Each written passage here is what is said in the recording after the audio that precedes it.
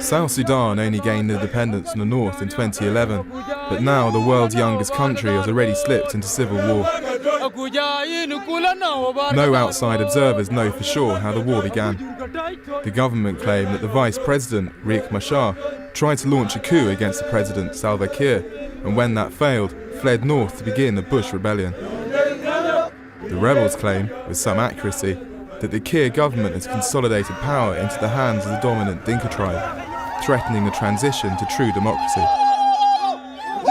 What is known is that thousands of people have been killed, hundreds of thousands of civilians have fled their homes, and that both sides have committed major human rights abuses, including the murder of civilians along tribal fault lines.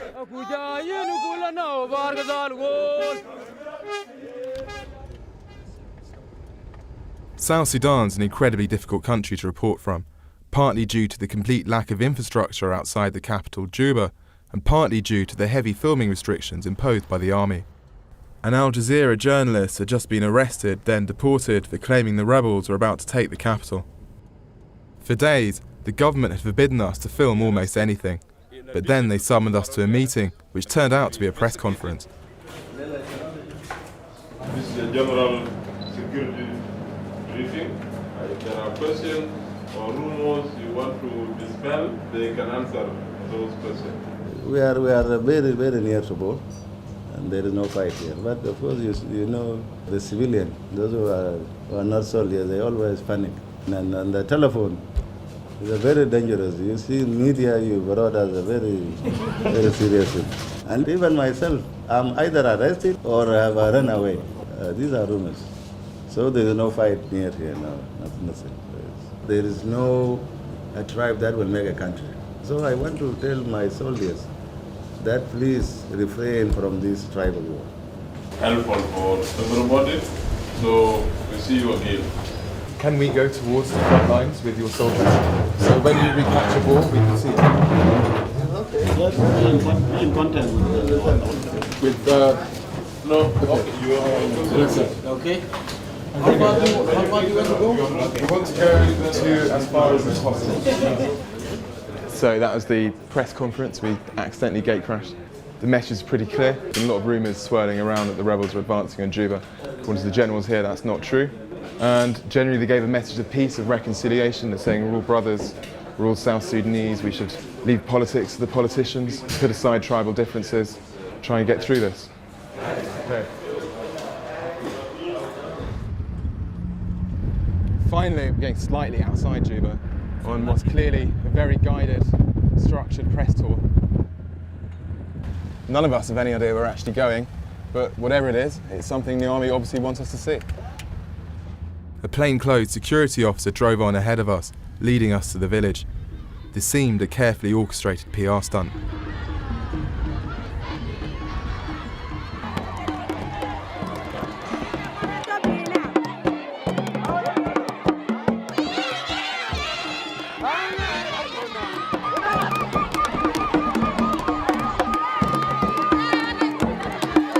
What is this ceremony? This is a Lokoya traditional dance.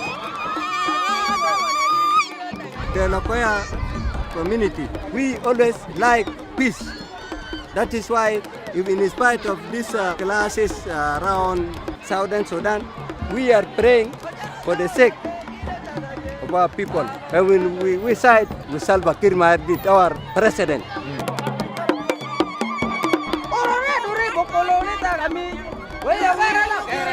What do you think about the rebels? The rebels are our brothers. We hope and wish that they will come and join us. Southern Sudan is one. We want Riek Machar to come and compromise. The dead bodies are enough. These people who are playing now, they are tired of war. Our people all need peace.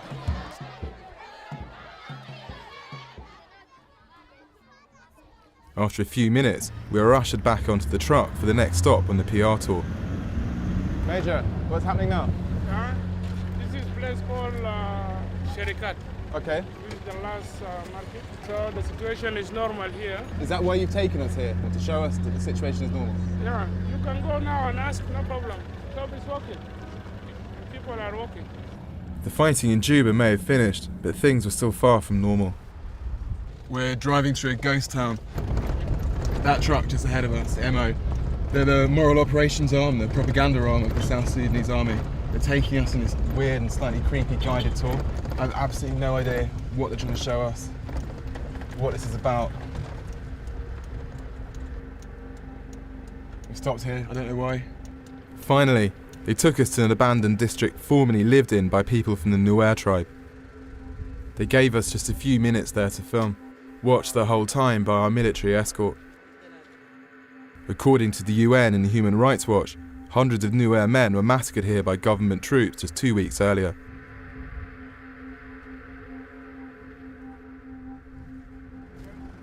They left this area because the fighting was here. You see, there. Yeah. But now the people are trying to come back. They will come back because the security is now okay.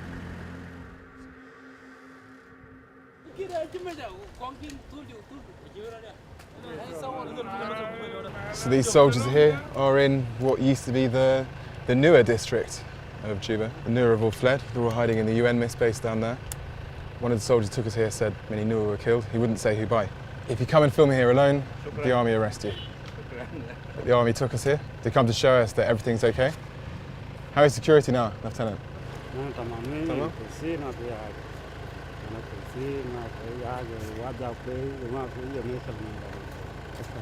I think that's all we're going to get from these guys. They were never going to show us where the bodies were buried. And because we didn't push it, they chose to send us up to the front line.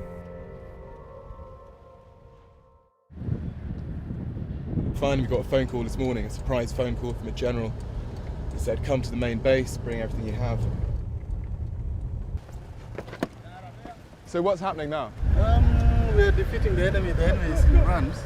How far away are the enemy from here? It's in around Bo. They are not really trained soldiers. They are civilians. So all these men here, what are they going to do now? They are going to pursue the enemy. And we're going to go with them? Yeah, of course. Good. I'm the commander. Thank you very much. Yes, thank you.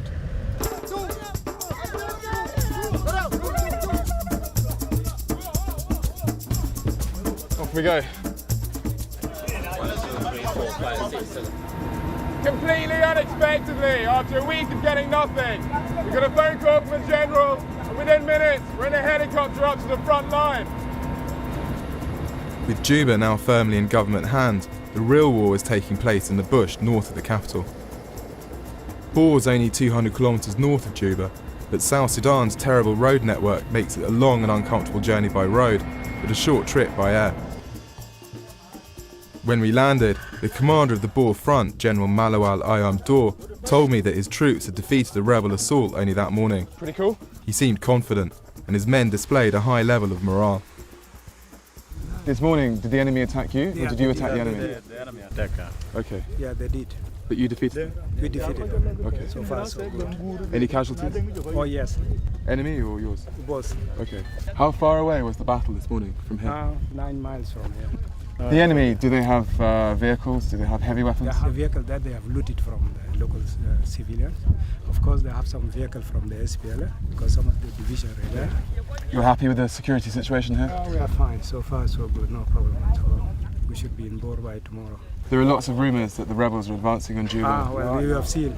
So where they went, maybe from different directions. Yeah. But from this direction, you can see. Yeah.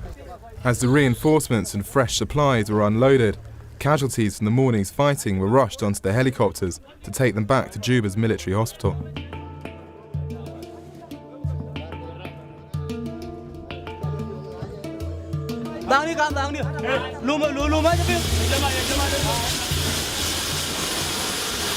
We're taken all the way here for 5 minutes to the front line, and that's the best we'll get today.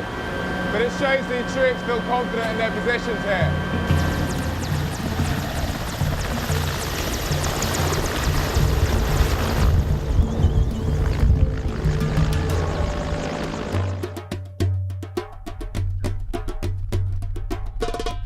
It's a strange country. I mean, at first they don't allow you to film anything, absolutely anything. And then suddenly they offer you the world. Take a shine to you, get exclusive trips up to the front line.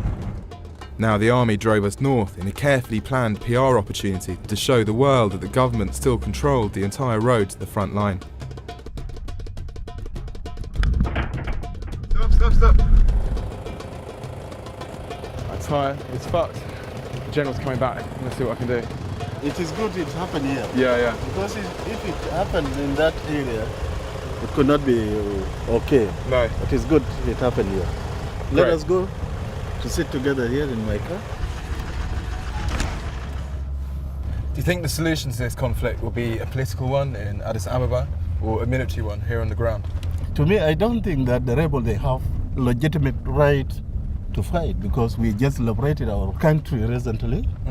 And if the politicians need the power, they should go to ballot paper. Okay? We are still a young nation. So, I mean, there are all sorts of rumours flying around Juba that the rebels, they're coming down this road. No, I don't think somebody misled. At the moment, the fighting is around Jonglei, and we are hopefully to capture the town. You believe me, what I'm telling you at the moment is that we are going to flush them out from both towns, and even some started running away. As befits the commander of the most elite unit in the South Sudanese army, the general was confident about the victory ahead. He kept telling me Bor would fall to government forces in the next few hours, and that the rebels were merely a poorly trained rabble of tribal volunteers. That is why we are calling them rebels. The rebel is somebody who is not organized. He has nothing, he has no basis. Yes, we can say that some few soldiers from within our forces, they defected. But to me, I think they are regretting the decision that they have taken. But the government had lost Bor twice in the previous 2 weeks. For all the government's superior equipment and manpower, the rebels were clearly doing something right. We stopped off for a few hours near Mangala, a garrison town just 50 kilometres north of the capital that, according to Juba rumours, had already fallen to the rebels. The rumours were clearly wrong. The general's commandos were firmly in control of Mangala, and the dusty village was a hive of activity as they prepared to move north to the war. It would take us all day to travel less than 200 kilometres to the front line. The general's men tried to hurry things along by driving at high speed, but that's a gamble on roads like this. The truck in front of us hit a pothole and flipped into a ditch, trapping soldiers inside.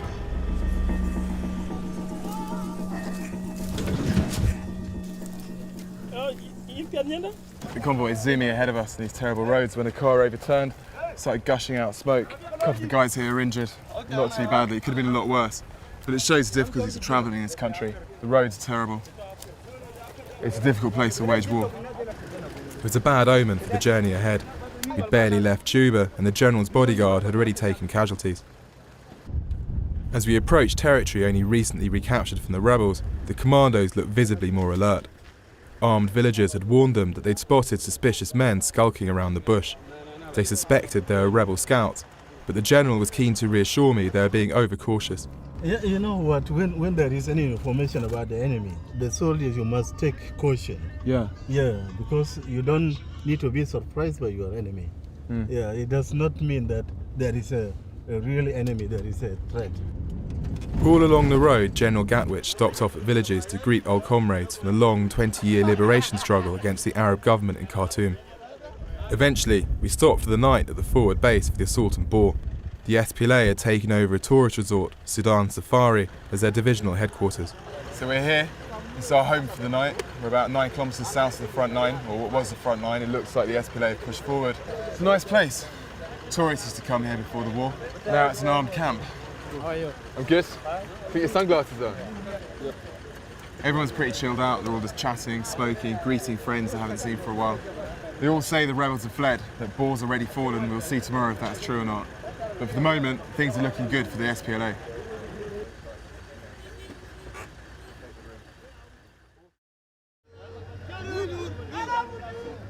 We're woken up by the sound of vehicles outside. Looks like they're getting ready to move on Bor. Hopefully we'll come with them. Will we be able to follow your troops up to Bor? Yes. So you are free to cover our movement from where we are to the objective. Yeah, we need you to go and see exactly. Before first light, General Gatwich's commandos moved out towards Bor. As the sun rose, the SPLA infantry preparing to join them sang their war chants before battle, a tradition from the long days of guerrilla war against the north.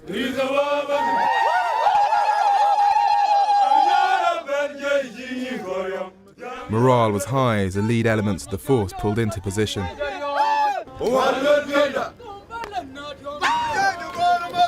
2 battalions of infantry had been sent up the Nile by boat from Juba.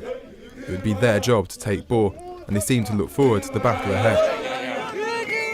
In some ways, they looked and moved like a professional army, but the overall effect at times was of a tribal militia. It was time to move. We'd been held back from the infantry at the head of the column, for our own safety, the SPLA said. Instead, they placed us in the rear convoy, made up of the divisional headquarters with all the generals, supply troops, police, and a motley assortment of untrained Dinka civilians, given uniforms and weapons and packed off to the war. As we moved, the government forces made their weapons ready, trained soldiers giving their inexperienced volunteers last-minute tutoring on how to use their rifles. Government troops had been attacked here just 2 days earlier. We drove slowly through an eerie landscape of abandoned villages. That was the recent attack, the day before yesterday. You think the rebels have all run away from Bor? They have not run away, they are there. They are not intending to run, they want to make it at their base. Suddenly, a few shots rang out from the bush to our right. The convoy halted as soldiers tried to find the source of the fire. We were driving up to the front line when they heard gunfire. The troops leapt out of the vehicles and facing towards that direction. We're all taking up position. This might be it. We're not far from Bor now. The officers in charge ordered the troops back into their vehicles. This was just the warning of the trouble that would lie ahead. The rebels' ambushes would escalate in severity as they tested the convoy's strength and willingness to fight. Burned out tanks dotted the way ahead from the last time the government fled Bor just a week or so earlier. Suddenly, there was a second burst of fire from our right.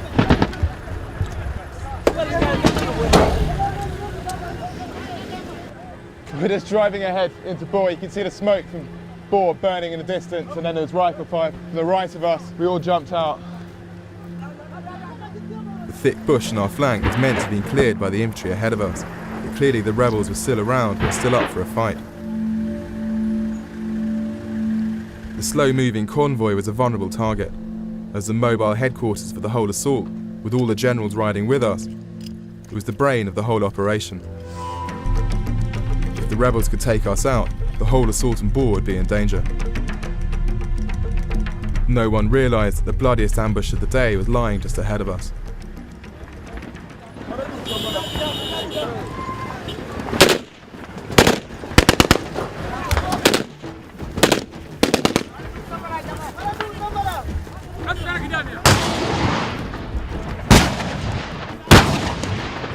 We're just on the outskirts of Bor. As soon as we hit the river crossing, it kicked off big time. There was incoming machine gun fire. The SPLA troops here returned fire with rockets mounted to the back of the truck. It's all chaos. They're pushing forward to clear the area straight ahead of us, the rebels.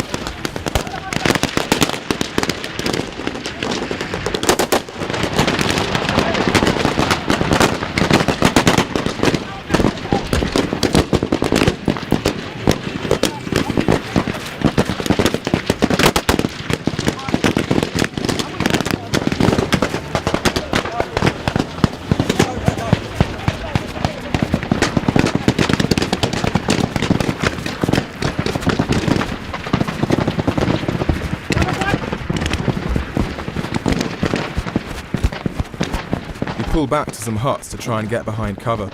There wasn't much. The enemy on this side are in the bush. They ambushed us as we came through. There's a heavy exchange of fire now, machine gun fire on both sides, as the government troops are trying to push through the bush to attack the rebels who ambushed us.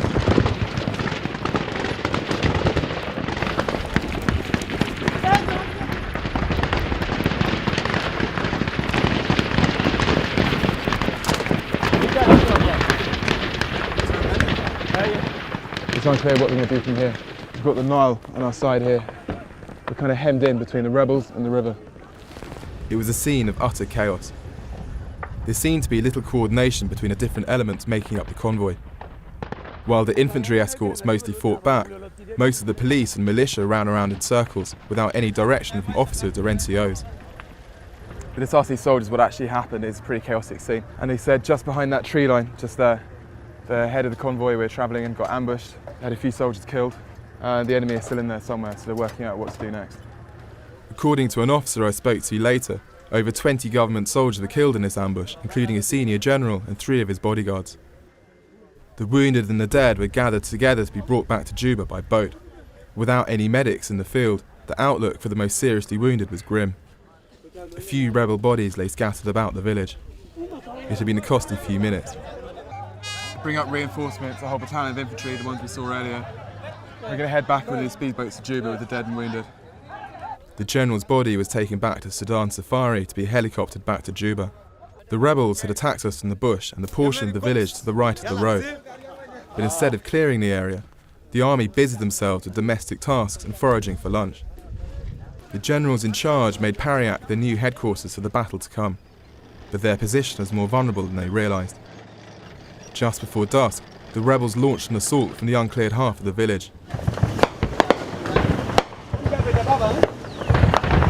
Instantly, everyone fled, the officers running away first, leaving their men directionless and terrified.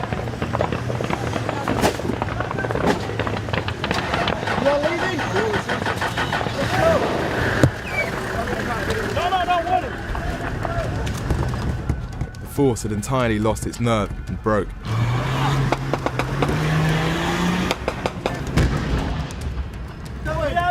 We are not going!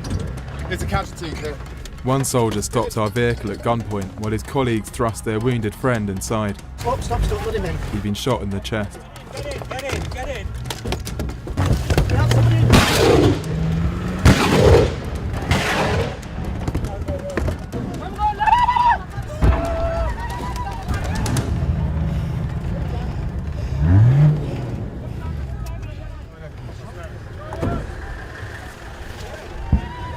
We were just having dinner in the camp. Everything had stopped for a few hours. The soldiers were all cooking, cleaning, when suddenly we heard incoming rifle fire. The soldiers all just panicked and fled. We've all just bombed it down the road a few hundred metres. They're firing rockets back, but they obviously can't hold their positions, don't really know what they're doing. This isn't a good place to be.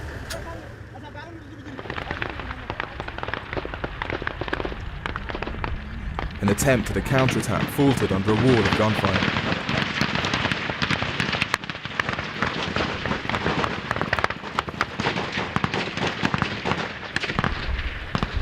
We picked up a young platoon commander, the first Sudanese to be trained at Britain's prestigious Royal Military Academy, Sandhurst.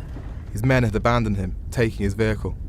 The driver ran off with the car. But the enemy, I thought they were just like kids with guns, but they seem to know what they're doing. Yeah. They can fight. Yeah, they can fire. They came in few number, so that they can just confuse people. Infiltrate. Yes, that's what they're doing. By the way, it's now been 3 weeks, people are fighting, so the soldiers, they become scared. Yeah. So whenever they heard the sound of gun, because they're losing their friend. Along the road, a fleeing brigadier jumped in with some of his men. We tried to work out if the rebels had set up another ambush further down the road to catch fleeing troops, and whether it was safer to go back towards Juba or back towards the village. No problem, they are coming here to stop all the military to go back. In the end, we had no choice but to head back towards Juba, along with the rest of the convoy. This was the end of these troops as a coherent force, at least for that day. Yesterday there was supposed to be a ceasefire in the end of tomorrow. There must be a ceasefire. Yeah. So whereby the two groups should have the talk in Addis Ababa. But this is not about Dinga and Nuer. No, I know. It's just a propaganda of the people saying that it's Dinga and Nuer. But here, most of the rebels on this front, what are they? The rebels are all Nuer. On their sides it's like a tribal army, but in our side, some of Nuer, that was us. You see yesterday, the general who came with you? Yes. He's from Nuer, so he's his tribe. But he's standing with us, with the government. The entire convoy drove through the dark away from the fighting, racing each other to get away first. Finally, the force halted at Mangala, barely outside Juba. It had been a bad day for the South Sudanese army.